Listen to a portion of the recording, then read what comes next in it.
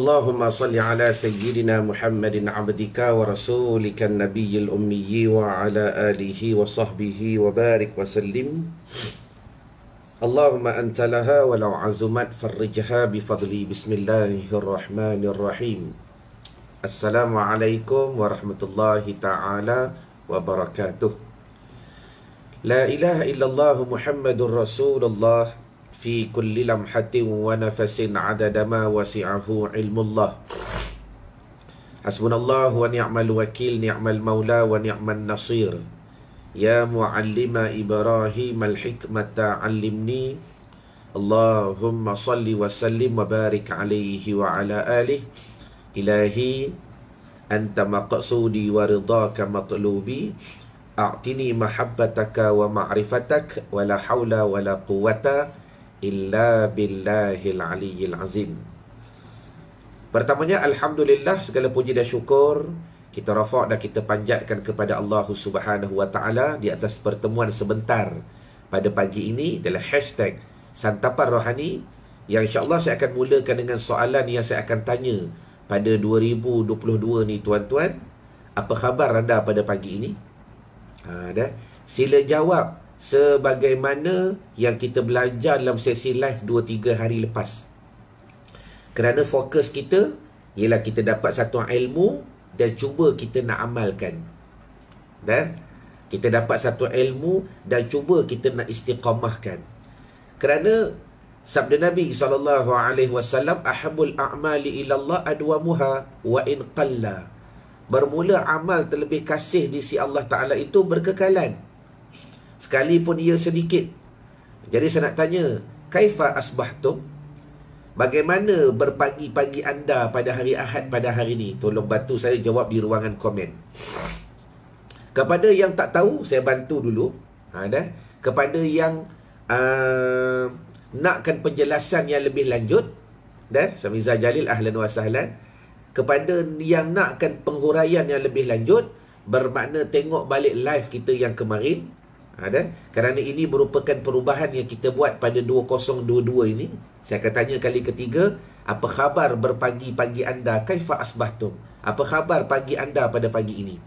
Maka bagi tuan-tuan yang tak tahu jawapan, maka jawablah dengan begini. Berpagi-paginya saya ustaz dalam keadaan masih lagi beriman kepada Allah Subhanahu wa taala. Jawab begitu. Ini merupakan satu teori yang datang daripada hadis Nabi SAW. Terima kasih Norini yang berada di Telegram. Khosyok Israel. Waalaikumsalam Nur Aniza. Jawab dengan begitu. Walaupun kalian kata alhamdulillah, jawapan tu tak salah. Tetapi yang kita nak fokuskan ialah bagaimana kita dah belajar dan cuba kita nak buat pada setiap hari. Hari-hari saya akan tanya soalan sama. Kaifa asbahtum? Apa khabar berpagi anda? Jawab. Pagi ini alhamdulillah saya tetap beriman kepada Allah Subhanahu wa taala. Terima kasih Kak Norani Yusof. Baik, saya akan tanya pula soalan yang kedua. Sebelum kita nak masuk dalam apa yang kita nak bincangkan pada pagi ini sebentar dalam hashtag Santapan Rohani berkenaan solat penyuci segala dosa. Maka soalan yang kedua saya nak tanya kepada tuan-tuan, apa tanda, apakah tanda kalian yang masih lagi betul-betul beriman kepada Allah? Tolong jawab di ruangan komen. Soalan ini antara soalan yang pernah ditanya oleh baginda Nabi SAW kepada para as-sahabah pada suatu pagi. Bila Nabi bertanya, apa khabar anda pada pagi ini? Sahabat menjawab, kami masih lagi berpagi-pagi dan beriman kepada Allah. Apa tandanya? Nabi tanya. Cuba jawab. Terima kasih Nur Aniza. Apa tanda kalian tetap beriman kepada Allah Subhanahu wa taala? Cuba tulis di ruangan komen. Supaya saya nak pastikan amalan ini kita akan istiqamah. Kita akan buat setiap pagi sampai dia meresap dalam darah, daging, pemikiran, minda kita sehingga terzahir dengan perbuatan. Sehingga terzahir dengan tindakan. Sehingga terzahir dengan kehidupan kita yang betul-betul. Apa dia? Pertama sekali, nasbiru, bersabarnya kami di atas apa yang Allah Ta'ala takdirkan. Kemudian redanya kami. Jangan lupa, jika ditanya apa tanda. Terima kasih Kak Nuri Yusof. Ada 3 jawapan kan? Tu sabarnya dengan musibah, bersyukur di atas kelapangan, dan redha dengan ketentuan Allah Subhanahu Wa Taala. Tulis tuan-tuan, biasakan menulis. Takut lupa. Dah? Jadi jawab dengan jawapan yang begitu. Ini jawapan diberikan oleh sahabat ketika Nabi bertanya. Saya bersabar dengan musibah, bersyukur di atas kelapangan, dan redha dengan ketentuan Allah. Boleh ke boleh? Dah. Jadi mudah-mudahan mana yang masuk lewat, tuan-tuan dapat juga info, maklumat dan sebagainya. Baik, habis. Yang ketiga, tuan-tuan, insya-Allah pada pagi ini kita akan mendengar sebuah nasihat daripada kitab Jawharul Mauhum berkenaan solat penyuci segala dosa. Bila sebut penyuci segala dosa, kita fokus yang belakang dulu. Jangan kita lupa, kita ni manusia yang senantiasa berdosa kepada Allah Subhanahu Wa Taala. Maka jangan kita lupa perihal itu, kerana daripada asbab itulah kita akan terus menguatkan diri kita untuk beribadah kepada Allah. Kerana apa? Kerana solat itu merupakan salah satu aspek ataupun asbab kepada penyuci segala dosa. Riwayat daripada Hasan radhiyallahu anhu bahawa baginda Nabi SAW pernah bersabda, umpama sembahyang 5 waktu itu umpama sungai yang deras pada pintu seorang kamu, lagi yang banyak airnya. Nabi buat satu perumpamaan. Nabi kata solat ni ibarat dekat depan rumah kamu tu ada sungai. Sungai tu pula berlalu air yang deras. Bayangkan, depan rumah kita ada sungai. Sungai tu pula berlalu air yang deras. Maka kata Nabi lagi, mandi ia padanya tiap-tiap hari 5 kali. Dan dekat sungai itulah tempat kita mandi hari-hari. Pagi, petang, pagi, tengah hari, petang, maghrib, isyak. Hari-hari kita mandi 5 kali. Maka adakah tinggal suatu atasnya daripada karat dakinya? Maka ditanya dengan mudah. Kalau dah mandi sehari 5 kali, agak-agak ada tinggal tak karat? Dekat celah ketiak, dekat celah betih, masalan. Dekat celah telinga. Kalau dah hari-hari 5 kali basuh, tuan-tuan, tinggal karat tak? Maka demikianlah sembahyang 5 waktu, menyucikan daripada segala dosanya, dan tiada tinggal atasnya sesuatu daripada dosa pada yang lain daripada dosa besar. Maknanya tuan-tuan, solat tu sahaja, sekalipun tuan-tuan tidak menggunakan ia untuk minta ampun kepada Allah secara khususiah di atas dosa-dosa kecil, maka kata ulama' solat tu sendiri dah menghapus dosa kecil. Hapus. Walaupun tuan-tuan tak minta. Kerana apa? Dalam KIR nanti, antara benda yang kita akan belajar, yang pengalaman saya, ramai yang tak tahu, ramai yang tak faham, ramai yang tak hadam betul-betul. Apakah solat dari sudut bahasa? Apakah solat dari sudut istilah? Apakah solat dari sudut tauhid? Apakah solat dari sudut fiqh? Apakah solat dari sudut tasawuf? Cuba tuan-tuan jawab sekejap di ruangan komen secara live pada pagi ini. Betul ke betul? Terlebih ramai di antara kita tak tahu, tak faham perbezaan, kefahaman dan pengkhususan. Nak sebut pun tergeliat lidah. Apakah kefahaman solat dari sudut bahasa, istilah, tauhid, fiqh, tasawuf? Lepas tu pula, bagaimana pula kefahaman dia? Bagaimana pula kefahaman dia? Siapa yang masih lagi tak faham, tak tahu perbezaan ataupun kefahaman, dan akhir sekali praktikalnya. Saya bagi contoh yang paling mudah. Contoh, walaupun benda ni kita akan belajar dengan lebih panjang nanti dalam program KIR secara Zoom.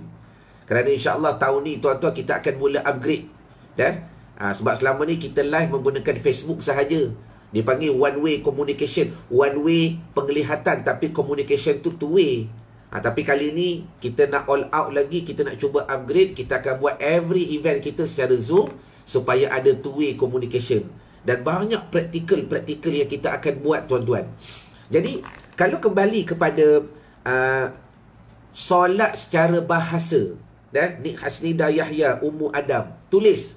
Yang ni saya kongsi sikit dululah. Selebihnya kalau kita nak detail, kalau kalian nak detail, kita belajar dengan secara lebih detail. Kata ulama, solat dari segi bahasa, as-solah bermakna ad-du'a. Solah tu sendiri dari sudut bahasa, namanya doa. Doa dah. Maknanya sekalipun kalian tak berdoa, betul lah, bertepatan dengan apa yang dikhabarkan oleh Rasulullah SAW. Dosa kecil kita banyak. Tengok maksiat, tengok tu, tengok ni, hati fikir tu, hati fikir ni, buruk sangka kepada makhluk, buruk sangka kepada Allah, dan pelbagai macam-macam dosa kecil yang kita buat. Ada. Jadi kata Nabi, bila mana kamu mandi sebanyak 5 kali di atas sungai yang mengalir di hadapan rumahmu, seumpama itulah dosa-dosamu terhapus. Dan cuma ulama syarah dosa yang mana, antaranya dosa-dosa yang kecil terangkat, tuan-tuan, automatik. Maknanya begini, kalau tuan-tuan solat saja, lepas solat tak doa, habis solat bagi salam, tak sempat doa, dan walaupun kalian tak berdoa, tetap terangkat dosa-dosa yang kecil. Terangkat. Illa melainkan dalam ni disebut yang lain daripada dosa besar. Dosa besar kena taubat, kena minta ampun, kena menyesal. Bermakna ada syarat-syarat yang lain, ada khususiah yang lain. Ni jelas ke jelas ni? Dah. Jadi gambarannya ialah, bila kalian dah mula faham, oh, solat dari sudut bahasa namanya ad-doa. Solat tu sendiri doa. Sebab tu maaf, kenapa ada golongan macam pok-pok Wahabi, dia kata tak payah berdoa lepas semayang. Semayang tu sendiri doa. Kita tak menafikan apa yang dia kata betul. Tapi kenapa dia menafikan apa kita buat? Sedangkan kita ahli sunnah wal jamaah ni pun ada sandarannya, ada rojokan yang kita ambil. Dan kalau kita melihat Nabi SAW sendiri dalam kitab Al-Askar ni, kitab Al-Askar ni, banyak dalil-dalil, hujah, nas, hadis yang menceritakan Nabi berzikir selepas daripada solat. Cuma pandai pula dia orang kata, dia kata Nabi ni tak berzikir secara berjamaah, Nabi buat sendiri-sendiri. Kalau tengok secara praktikal pula, adakah mereka berzikir secara bersendirian? Ni masalahnya. Habis bagi salam, angkat punggung balik. Hampa kata tak boleh berzikir secara berjamaah. Masalah berzikir secara bersendirian pun tidak. Ni antara kegagalan kefahaman kita memahami sunnatun Nabi SAW. Jelas ke jelas? Ni contoh. Jadi gambaran saya nak bagi faham kepada tuan-tuan ialah, solat ni ada 5. Kalau kita faham, kalau kita nak hurai secara basic dulu, bagaimana solat dari sudut bahasa, solat dari sudut istilah. Istilah ni istilah fiqih lah. Lepas tu macam mana solat dari sudut tauhid, macam mana solat dari sudut fiqh, macam mana solat dari sudut akhlak dan tasawuf. Dan Alhamdulillah tadi saya baca di ruangan komen, masih ramai lagi yang tak tahu kefahamannya, perbezaannya dan praktikalnya. Dan insyaAllah tuan-tuan dalam KIR nanti, ini merupakan basic yang paling utama yang perlu saya bantu tuan-tuan. Terima kasih Zara Sulaiman, waalaikumsalam. Ini basic yang paling utama yang saya perlu bantu tuan untuk memahami. Jelas ke jelas? Baik, kita sambung dulu. Maka bila mana seorang itu mandi di hadapan rumahnya sehari 5 kali, tak tinggallah daki-daki yang kecil. Itulah ibarat yang baginda nak bagi faham, maka terhapuslah dosa-dosa kecil walaupun dia tak minta ampun. Maka ini apabila ia bersembahyang serta membesarkan dia dan sempurna rokoknya, sujudnya dan bacaannya, maka berkata sembahyang tu berkata, telah memelihara di kau Allah Ta'ala seperti engkau memeliharakan daku. Dan telah memeliharakan di kau Allah Ta'ala seperti engkau memeliharakan daku.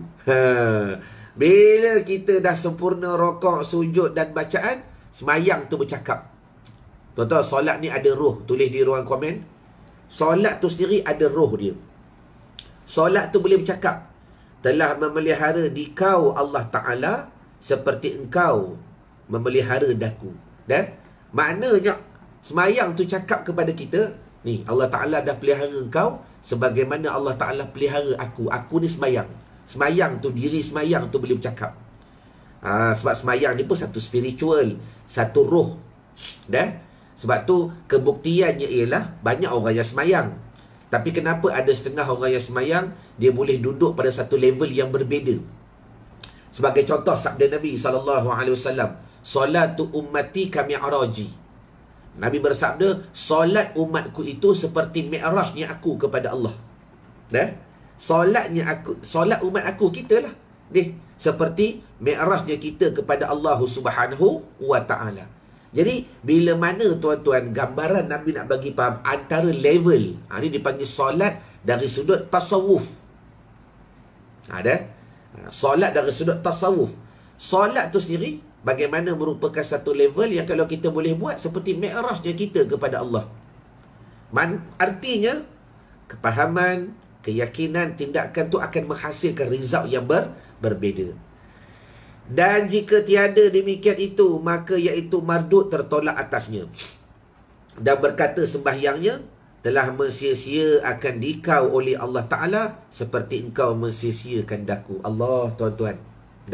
Saya rasa hadis ni saya akan bersembang nanti dalam KIR nanti. Semayang tu boleh bercakap. Kalau kita buat lebih kurang dekat dia, solat tu boleh bercakap. Patutlah Allah Ta'ala mensia-siakan kau sebagaimana kau sia-siakan aku. Allahu Akbar. Jangan lupa tuan-tuan, setiap kali baca kitab, kita tujukan semua bicara ni untuk diri kita. Tak usah fikir orang lain. Jangan nak ambil yang manis sahaja. Yang masam pun kita kena ambil. Dan itulah realiti kehidupan kita. Apa buktinya? Sebagai contoh makan. Hari-hari kalau makan yang manis je sedap tak? Tuan-tuan pun tak nak. Kehidupan kita ni kadang-kadang nak rasa yang masam. Betul. Kadang-kadang nak rasa yang masin. Kadang-kadang nak rasa yang pedas. Kalau hari-hari manis je, kalau orang Kelantan, tak juga tuan-tuan, walaupun hari-hari dia manis, kadang-kadang bersulam juga dengan rasa-rasa yang lain. Betul ke betul? Kalau saya salah boleh tolong tegur tuan-tuan. Maknanya begitu juga dalam permasalahan ibadah, kehidupan. Jangan seronok kita nak ambil yang manis. Ni akulah ni. Kalau benda-benda manis, kalau benda-benda pahit, ni orang lain lah ni. Tak perlu. Kita tunjuk kat atas kita. Jadi maknanya apa? Bayangkan, tasawurkan, fikirkan. Kadang-kadang bila kita buat lebih kurang dengan solat, habis solat tu kalaulah kita boleh dengar, Allah Ta'ala buka telinga batin kita ni tuan-tuan, yang tuli, yang pekak ni, sayalah. Solat tu boleh bercakap. Patutlah Allah Ta'ala sia-siakan kau. Cuba pejam mata. Bayangkan bukan saya yang bercakap. Bayangkan solat sendiri itu bercakap. Tapi bukan suara saya lah. Suara kalian lah. Bayangkan solat tu bercakap. Patutlah Allah Ta'ala sia-siakan rezeki kau. Patutlah Allah Ta'ala buat tak endah atas masalah kau. Patutlah Allah Ta'ala buat tak nampak. Buat tak nampak seolah-olah patutlah Allah Ta'ala buat tak nampak apa yang berlaku kat atas engkau. Engkau pun buat lebih kurang kat atas aku. Engkau pun buat lebih kurang kat atas aku. Engkau pun tak pelihara aku. Katanya solat. Allahumma salli wa sallim wa barik alaih. Katanya solat. Jadi, why not, kenapa tidak kita belajar mengiang-ngiangkan? Betul ke bahasa saya? Biar terngiang benda ni pada kehidupan kita hari. Habis solat, agak-agak apa dia nak cakap? Apa dia nak cakap? Kerana saya ulang balik, solat tu satu roh yang begitu besar tuan-tuan. Kerana apa? Ianya bukan diberikan di bumi, bahkan ia dihadiahkan oleh Allah Ta'ala di langit kepada Nabi SAW. Jadi kalau kita yang buat lebih kurang, telah mensia-sia akan dikau oleh Allah Ta'ala seperti engkau mensia-siakan akan daku. Solat tu cakap, patutlah Allah Ta'ala sia-siakan kehidupan kau. Engkau pun buat lebih kurang kepada aku. Habis. Kemudian digulung akan dia seperti gulung kain buruk. Maka dipukulkan dengan dia kepada muka empunyanya dan tubuhnya. Allahumma salli wa sallim wa barik alaihi wa ala alihi. Akhir sekali, bila mana dah berlaku perihal begitu, malaikat boleh gulung semayang kita ni tuan-tuan. Walaupun benda ni benda hissi, benda yang tak nampak. Pada nisbah kita, nisbah malaikat, yang malaikat tu sendiri pun satu makhluk yang bangsa tak nampak tapi bangsa ada. Sebab mereka kan dijadikan daripada nur. Jadi dia boleh ambil sifat solat ni, dia gulung kan. Dia gulung solat tu yang kita buat lebih kurang ni. Akhir sekali apa dia? Dipukulkan ke muka kita. Maka sebab tu lah ada setengah orang kadang-kadang tengok muka dia tak ada nur. Kadang-kadang muka dia tak ada cahaya. Tapi tak usah kita hukum. Walaupun nama dia Nur Aniza, kau ni nama kau masalah, contoh, tak kita sebut orang lain lah. Kau tengok akun muka kau ni macam suram je, sedih je, langsung tak ada cahaya, masalah. Ni asbab daripada kadang-kadang solat yang kita lakukan kita buat lebih kurang. Sabda Nabi SAW, Buniyal Islamu ala khamsin, syahadatin an la ilaha illallah, wa anna Muhammadan Rasulullah, wa iqamis salah, wa ita'iz zakah, wa hajjal baiti, wa sawmi ramadana. Yang ni kita dah maklum hadis Nabi yang jelas. Dibina manusia itu atas 5 perkara asas. Yang pertama, syahadah. Yang kedua, mendirikan sembahyang. Jadi maknanya tuan-tuan, jangan tinggalkan sembahyang, kerana tak dapat tidak pun level yang kita lakukan itu mudah-mudahan, walaupun kita tak mencapai lagi kepada level solat mencapai kepada khusyuk, walau tak mencapai lagi solat kepada menjadikan solat itu satu hubungan kita kepada Allah Subhanahu Wa Taala, walaupun kita tak mampu lagi menjadikan solat itu satu ketaatan yang betul besar kepada Allah Taala, walaupun kita tak mampu lagi menjadikan solat itu sebagai satu perkara yang dapat menyucikan diri kita daripada ahwal-ahwal, perangai-perangai, sifat-sifat yang mazmumah, yang tak baik dan sebagainya. Tapi pada hakikinya tuan-tuan, sebagaimana sabda Nabi, solatlah sekurang-kurangnya dia menjadikan satu penyuci bagi segala dosa-dosa yang kecil.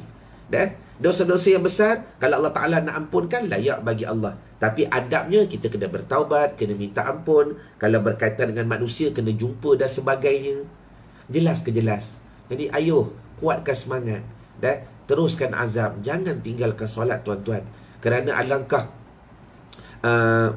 bahaya dan alangkah bersedihnya kita dalam keadaan satu situasi yang pada hari ini kita berada pada satu situasi keadaan yang pelbagai ujian, atau berkata guru saya, kita berada pada satu situasi yang ketidaktahuan. Pelbagai lagi ujian yang Allah Ta'ala boleh berikan pada kehidupan kita. Maka bersedialah dengan keimanan yang begitu jelas. Jadi mudah-mudahan apa yang kita bincangkan pada pagi ini dalam hashtag Santapan Rohani, tuan-tuan, kita dapat memahami satu perkara yang simple dan jelas bagi meneruskan kehidupan kita, bagi nak mengurangkan lagi tanggungan yang kita tak mampu nak tanggung nanti di akhirat Allah Subhanahu Wa Taala dengan perihal segala dosa. Maka jangan tinggal solat, banyakkan bersolat, teruskan belajar ilmu solat. Sebab tu bagaimana kami cuba bantu tuan-tuan dalam program KIR, Khusyuk is Real, pada kali ini ialah secara ringkasnya bagaimana saya nak bantu tuan-tuan memahami. Ini asas dia, ini simple je. Solat dari sudut bahasa, solat dari sudut istilah, solat dari sudut tauhid, solat dari sudut fiqh, dan solat dari sudut tasawuf. Ini asas yang saya akan bantu tuan-tuan untuk memahami perbedaannya, kepahamannya dan praktikalnya. Dan bila mana kelangsungan daripada saya dah bahas 5 ni tuan-tuan, kita akan masuk pula. Yang ni insya-Allah best. 12 rahsia bagi mencapai khusyuk solat.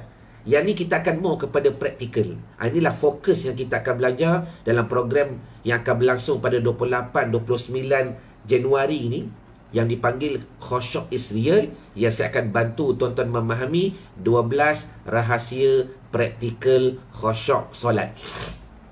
InsyaAllah tuan-tuan, dia akan menjadi satu program yang best. Dan kerana pengalaman saya sendiri, alhamdulillah saya dah buat event solat ni hampir 15 tahun. Hampir 15 tahun. Dan dulu saya banyak buat program yang diberi nama Tahsinus Solah. Waktu saya diberi amanah, ilmu tak ada, tapi sikit-sikit berkat daripada guru-guru je lah. Waktu saya diberi amanah mengajar di surau, di masjid, di badan kerajaan dan di syarikat-syarikat, saya banyak buat program Tahsinus Solah. Bagaimana cara nak mencantikkan sembahyang, bagaimana cara nak mengelokkan sembahyang. Itu cerita beberapa tahun lepas lah. Cuma alhamdulillah semenjak daripada PKP, kita dah tak mampu nak buat event. Walau bagaimanapun itu bukan alasan untuk kita meninggalkan ilmu dan pengajian. Maka mula kita masuk bidang teknologi, mula kita masuk bidang alam maya. Bagaimana kami cuba bantu tuan-tuan secara live dan sebagainya, yang mudah-mudahan matlamat kita ilmu tetap berjalan. Jadi insya-Allah tuan-tuan, bagi tuan-tuan yang committed nak berubah, committed nak melihat rezeki makin bertambah, committed tuan-tuan nak melihat banyak masalah-masalah kehidupan tu akan selesai. Kalau tuan-tuan committed nak menjadikan solat itu satu perkara yang penting dalam kehidupan, yang tak dapat tidak itu merupakan core value pada kehidupannya kita, kerana nak membedakan seorang tu beriman ke kufur, Islam ke kafir, maaf saya sebut perkataan ni sebab ni hadis Nabi, maka perbedaannya adalah solat. Kalau tak solat tuan-tuan, kita dah tahu level kita di mana. Jadi tak dapat tidak, proses ini memerlukan ilmu. Dan saya ulang balik, ilmu yang kita akan bincangkan nanti taklah terlalu basic. Sebab setakat basic ni nak belajar 13 rukun ni tuan-tuan, yang tu saya baik sangka banyak lagi guru-guru, para asatizah dah mengajar di luar sana. Dan cuma saya ni nak pergi more kepada dalam lagi. Itulah kepakaran yang Allah Ta'ala berikan kepada saya. Antaranya 12 rahsia praktikal khusyuk solat. Dan untuk kenapa seronoknya kami buat program secara Zoom ataupun online, tuan-tuan, dengan satu pendaftaran tuan-tuan boleh belajar satu keluarga. Dulu kalau saya buat offline ni tuan-tuan, dan bila kita sewa dewan, terpaksa kita kira kapasiti. Dan lepas tu takkanlah satu pendaftaran dia boleh bawa 5 orang, 10 orang. Kami kena kira kursi, kena kira tempat, keluasan tempat dan sebagainya. Betul ke betul? Tapi berbeza kalau tuan-tuan belajar secara online dengan apa yang kalian berikan, yang mudah-mudahan sebagaimana tuan-tuan maklum, apa yang tuan-tuan bayar sebahagiannya merupakan daripada sokongan kepada agama, kerana saya ada pondok. Dan saya ni jenis, walaupun saya ada pondok, saya ada madrasah yang dah didirikan ni dah tahun ke-8, syukur kepada Allah Ta'ala. Pondok saya dah masuk tahun yang ke-8 dan bertapak di madrasah Ariyat. Bagi tuan-tuan juga yang ada anak, ada cucu, ada anak saudara, ada sepupu yang nak belajar bahasa Arab, yang nak belajar alim, nak belajar fardu ain. Sebab bila sebut pondok ni basicnya dua. Pertama hafiz, kedua alim. Bila sebut hafiz, menghafal Quran. Ingat hukum. Menghafal Quran hukumnya fardu kifayah, bukan fardu ain. Tak wajib ke atas diri. Tapi mengaji fikih, mengaji tauhid, mengaji tasawuf, fardu ain, hukumnya fardu ain ke atas diri. Jangan tersilap tuan-tuan. Ni nak hantar anak mengaji pondok, suka anak hantar anak mengaji tahfiz, tapi hak fardu ain ni tak mengaji. Ini kesilapan yang paling nyata. Bagus hantar anak ke tahfiz, tak dinafikan. Cuma saya nak bagi gambaran hukum. Jadi bagi tuan-tuan yang nak hantar anak ke apa ke dan sebagainya, boleh hubungi dan boleh PM tim saya untuk mendapatkan segala maklumat. Yang mudah-mudahan pendaftaran masih lagi dibuka. Sebab kita ambil pada setiap tahun 20 orang sahaja. Sebab saya sewa rumah lantai 4 lantai tuan-tuan. Bila sewa rumah lantai 4 lantai, Allahumma salli wa sallim wa barik alaihi wa ala alihi, kita ambil maksimum dalam 50-60 orang saja. Kita nak bagi pelajar-pelajar ni selesa. Saya memang tak ambil pelajar yang ramai. Dan maksimum saya 50 dan 60 orang. Jadi bantu saya, tuan-tuan boleh scroll Facebook saya, Irwan Zahuri, untuk dapatkan maklumat supaya tuan-tuan boleh share dengan orang lain. Dan ni anak saudara nak belajar, tak tahu nak mengajar dekat mana ni, mulakan dengan pengajian pondok. Ustaz, kalau mengaji pondok besok anak-anak nak jadi apa? Dan nak kerja apa? Tulis di ruangan komen. Ini adalah amanah kalam daripada guru saya sendiri. Mengaji pondok ni bukan nak jadi alim ulama. Dan mengaji pondok ni untuk apa? Untuk menjadi hamba Allah Subhanahu wa taala. Tulis. Inilah kalam daripada guru saya, Tuan Guru Haji Nazaruddin. Dan terima kasih Zu, terima kasih Wario. Mengaji pondok ni untuk apa? Cakap dekat anak kita, tak, mak tak kisah bab rezeki. Yang tu nanti kita fikir kemudian. Yang paling penting, mak nak kau mengaji pondok untuk engkau ni menjadi hamba Allah Subhanahu wa taala. Dan diri sendiri itu pun niat dengan betul. Aku nak mengaji pondok ni untuk apa? Bukan nak jadi alim ulama, bukan nak jadi tok guru, bukan nak jadi syekh, bukan nak jadi kiai, bukan nak jadi ustaz. Bukan nak jadi popular dan sebagainya. Aku nak menjadi hamba Allah Subhanahu wa taala. Tuan-tuan, bila mana kita betul-betul dipilih menjadi hamba Allah, Allah Ta'ala permudahkan rezeki tak? Mudah. Allah Ta'ala mudahkan kehidupan tak? Mudah. Dan itu kita bercakap secara hissi, secara maknawinya. Tapi secara teorinya, syariat tidak boleh dilupakan. Usaha tetap ada. Jelas ke jelas. Jadi insyaAllah, saya ulang balik. Yang pertama, bagi tuan-tuan yang join event, sebab kita ada program KIR, rugi bagi tuan-tuan yang tak join. Saya kata rugi.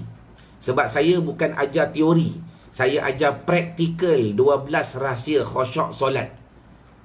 Kita buat praktikal bersama-sama. Sebab tu kenapa kali ni kita nak upgrade secara Zoom. Dan saya ulang balik, apa yang tuan-tuan berikan itu merupakan untuk satu keluarga. Seronok belajar online, satu family boleh belajar. Bayar berapa ringgit tuan-tuan? 10 orang boleh bayar. Tuan-tuan nak panggil orang sebelah, jiran-jiran tetangga datang pun saya redha, asalkan tuan-tuan mengaji. Allahumma salli wa sallim wa barik alaihi wa ala alihi. Dan yang kedua, apa yang tuan-tuan bayar itu antaranya apa? Akan dibawa kepada madrasah Riyadhud Du'afa wal Masakin. Nanti bila para ustaz yang ada pondok, ada madrasah minta derma pun kena marah. Bila kami buat program, sekurang-kurang dengan dana program itu membantu madrasah pun kena marah. Ni tuan-tuan, habis tu tuan-tuan nak kami buat apa ni? Ni cabaran kami. Bila saya ni jenis, kalau ada madrasah saya jarang minta derma. Jarang sangat tuan-tuan, bagi tuan-tuan yang biasa dengan saya lah. Jarang. Sebab apa? Allah Ta'ala masih lagi beri saya kekuatan, kemampuan untuk cari duit. Untuk cari duit, untuk bantu perjalanan madrasah yang dah masuk 8 tahun. Tapi kalau tuan-tuan nak bantu secara bulanan, ahlan wa sahlan. Persilakan, saya tak minta. Cuma saya nak beri gambaran. Kalau tuan-tuan scroll Facebook saya, ada ke tidak? Ni nak minta derma tu, nak minta derma ni, nak minta derma madrasah. Cuba cakap. Cuba scroll. Cuba scroll tuan-tuan. Cuma yang hari tu waktu nak pergi Yaman, yang tu ya. Saya buka peluang sebab saya nak hantar pelajar saya ke Yaman 9 orang, yang tu memerlukan kos yang besar dalam waktu yang singkat. Jadi kadang-kadang ada. Kadang-kadang ada. Terima kasih Azwa. Jadi bagi tuan-tuan yang nak belajar secara committed, tu tekan link yang kami sediakan, tak rugi tuan-tuan. Dan kalau rasa ustaz tak mampulah, share lah, minta seorang RM10, RM5 ke. Adik-beradik jom kita himpun, minta seorang RM20 tuan-tuan. Sebab online ni tu kelebihan dia, tuan-tuan boleh belajar secara berjamaah di rumah dan sebagainya. Jelas ke jelas? Okey, jadi saya rasa madai dahulu pertemuan kita pada pagi ini dalam hashtag Santapan Rohani. Mudah-mudahan apa yang kita bincangkan, kita dapat satu penjelasan yang jelas dan kepahaman yang meyakinkan, serta tindakan praktikal yang boleh menjadikan kehidupan kita lebih baik. Jadi insyaAllah kita bertemu esok dalam hashtag Santapan Rohani seperti biasa, jam 9 pagi. Ma'assalamah ila liqa. Assalamualaikum warahmatullahi wabarakatuh. Wallahu a'lam.